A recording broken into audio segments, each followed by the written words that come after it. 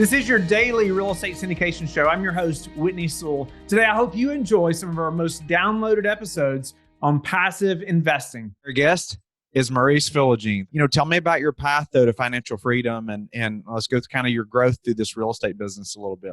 Yeah, now that I look back on it, it's been a beautiful path. When all that happened, so I was 23, like I told you, I think I right after 9/11, I deployed for my first deployment, left for a year and a half, almost 2 years. Came back, but I kept up the real estate stuff as I was going the entire time. What I just told you about the single family, I just pressed repeat. I literally, I bought those 10 places, rented them out, self-managed, which was crazy. But I kept buying and buying and buying and buying. And what ended up happening is I got somewhere upwards of 30, 35 single family homes. At the time, I didn't know about commercial, and we can talk about that later, but I got up to about 30, 35 single family homes, as far south as Fredericksburg, Virginia, as far north as the Maryland, Delaware line, self-managed them all. But I got fortunate in the fact that there was that boom cycle going. A lot of them increased on the equity side. I give myself a little bit of credit because I got smart and sold some of them off. And what I did was take the equity from the ones that had made, a fair amount of equity, increased in value. And I then took my salary from my full-time employment, combined them with rents, and then I started paying off each property one by one by one. And what ended up happening is by the time I got to 2014 or 15, maybe a little bit earlier, I had a portfolio of almost 20 paid off places. And then that essentially eclipsed my active salary with passive income. And then, that's kind of where the financial freedom started. I recognized I had more passive income coming in than I had active income. I know there's listeners who can relate to, wanting to transition from say single family to commercial real estate. And you talked about finding that mentor, and could you just elaborate like the importance of having that mentor and some guidance, and would you recommend that to everybody else? Man, yes. The reason it took me 14 years to become financially independent on the single family side was because I did it myself. The reason it has taken me 3 years to execute on 10 plus 50 to 150 unit buildings in the multifamily space is because I had a mentor, because that mentor showed me what to do, what not to do. And more so than the day-to-day semantics of actual transactions, that mentor helped me break down limiting beliefs from the beginning. When I started with him, his name's Craig. I won't put his last name out there, but when I started with him, he recognized something in me and he said, hey man, he lives in Rhode Island. He said, hey man, I'm going to fly down to DC. I'm going to come spend a couple of days with you. I was like, cool. So I cleared out the calendar. We spent 16 hours together, 2 days straight together. And it had nothing to do with how to execute on a real estate transaction. It had everything to do with why, I guess mentally, I didn't think that I should be doing big real estate deals, mobile home parks, why I didn't think I could go out and get an $8 million loan that was actually secured by a building and not even secured by me as an individual. Having a mentor is everything because they can guide you. And even if the mentor is not 100% correct, doesn't matter. That person, he or she, is going to push you forward one way or the other. And then as you grow as a person, that particular mentor, I'm not working with them now because I have now grown into a different investor and more importantly, a different person, right? So I'm working with somebody else who is more in line with my life values at the moment. But what I have accomplished in the past 3 or 4 years, there's no way I would have been able to accomplish that had I not had a mentor on my team. I'm your host, Sam Rust. Joining us today is Heather Dreves. Heather has been in the private money industry, helping clients passively invest in alternative assets through high-yielding real estate funds and trust deed investing. Mm-hmm. Could you enlighten us a little bit as to the exact structure that you guys are using and how you go to market with lower minimums and no need to verify accreditation status? So they changed the securities laws a few years back, and they opened up the opportunity to open up what's called a Regulation A+ fund. And really all that means is you can have non-accredited investors enter the fund. And the only rules that the SEC makes is they can only invest up to a maximum of either 10% of their total assets or 10% of their income. And that's how the SEC regulates it and makes sure, really what the SEC is out there to do. regardless of what we all think. They're not there to just make our lives difficult. They're there to protect the investors. And I think that's really important. And so they say, great, you can let non-accredited investors into this fund, but the maximum that they can invest is that 10% threshold. That way, somebody's not putting all their eggs in one basket, right? We were one of the very early adopters of a Reg A fund back a few years, especially a real estate fund. There are not many of them out there. Usually they're technology, crowdfunding types of opportunities. But we had a huge challenge because we had this accredited investor fund, which was great. And we have a ton of accredited investors. And then we had trust deeds. Well, our minimum trust deed is $30,000. So if someone wasn't accredited, they had to have at least $30,000, and not everybody does. And we work with a ton of clients that use self-directed IRAs, or they have an old 401k from 5 employers ago that they never moved.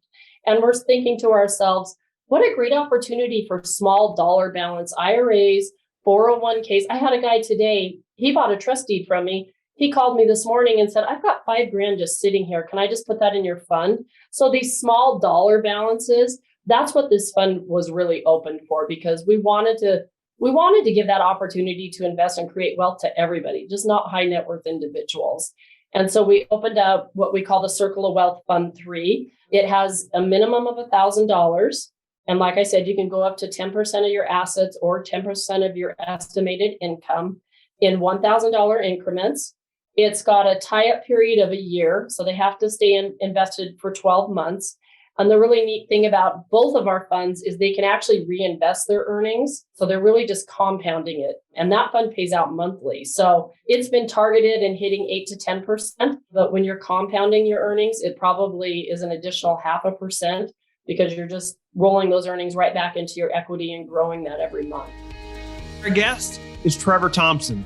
Trevor's a passive investor and limited partner in over 14 syndicated deals. He has a unique background developing different types of businesses with over 45 years of developing unique attractions focused on creating exceptional experiences. So can you share some of the processes that would help that passive investor that's listening right now?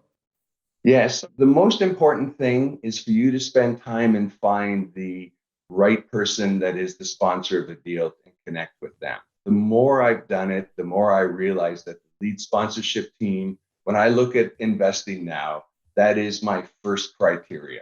Who is the investment team? Who are the leads? What have they done?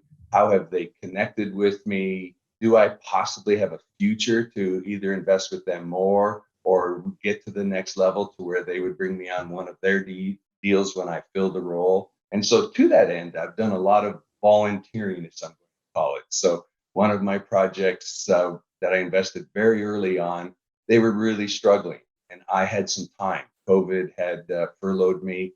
And so I had some time. So I volunteered as an asset manager.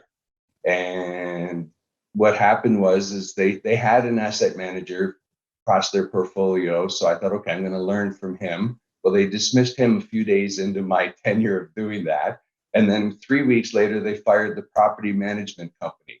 So here I found myself a first-time asset manager, really in a volunteer role, running a deep value add 176-door apartment complex 2 hours from where I live. But what was very painful was also super educational.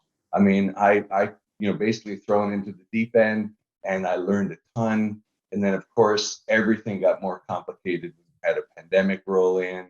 And so I would not give up that experience for anything, to be able to learn what I learned during those 10 months that I was the volunteer. It really set me up for, my new direction and where I'm going. And I'll be honest, I learned a lot of what to do and I learned a lot of what not to do. And that really what cemented my view on really understanding who you're investing in. Near the end, we had some differences. And that ended my tenure as the asset manager. Fortunately, now that property's gone full cycle. Unfortunately, we didn't make any money. And I think if I'd have stayed and been able to keep implementing it, there was a very good chance we could have. But who knows, right? Our guest is Denise Piazza. She is a founding partner of Mainline Capital Advisors. She's been investing in real estate for close to 10 years in a variety of real estate asset classes as both active and passive investing. So her experience with multiple asset classes led to her passion for investing in multifamily and educating professionals on the benefits of diversifying their portfolio with assets that provide strong, predictable returns. Is there any ways that anything that's helped you accelerate that transition from passive to active? Anything that's helped? Sure. First of all, I'd say just my passive investing experience across multiple different asset classes and taking the time to develop my passion for multifamily. So I now invested in close to 1,200 doors as a limited partner. I used those experience to figure it out what I liked and what I didn't like about working with different operators. I also used the experience to learn, best habits in terms of communications with investors and experience in different markets and diversifying myself. And as I said, I had that experience with financial models through my corporate roles, but in understanding the nuances to multifamily assets, I really made that one of my main goals in deciding to make that transition. And I think, that really helped accelerate that transition. Another step that I took, as I mentioned as well, is really finding the right mentor, one that, if at all possible, you can find that has complementary skill sets to yours. And that's their greatest strength and greatest attribute that they can bring to your background. And then I also went with a mentor with not quite as large of a group. So I've been able to make some incredible connections with folks in that team and try to lead with my value add to wherever they are in their process and wherever their experience takes them. I know what I can do to help contribute to their success as well. And then, truthfully, I would say the main, thing that has contributed to accelerating my role as a co-GP would be my discipline and my sacrifice. So being an active operator for multifamily deals, as you know, is a lot of work. You have to be extremely disciplined in your approach and effectively using your time. So I like to think this is an area that I excel in just because of the example that my parents had set for me growing up and qualities that they instilled in me. And then the fourth piece I would say is really just network until you're so exhausted that you can't network anymore. It's so critical because it opens up so many doors through networking with other individuals. I host a monthly real estate investing meetup. I attend conferences. I'm constantly reaching out to other syndicators. And as you know, there's so many folks in this space that are incredibly generous with wanting to share their experiences. So it really provides a great opportunity for you to learn from other people's experiences. Thank you for being with us again today. I hope that you have learned a lot from the show. Don't forget to like and subscribe. I hope you're telling your friends about the Real Estate Syndication Show and how they can also build wealth in real estate. You can also go to lifebridgecapital.com and start investing today.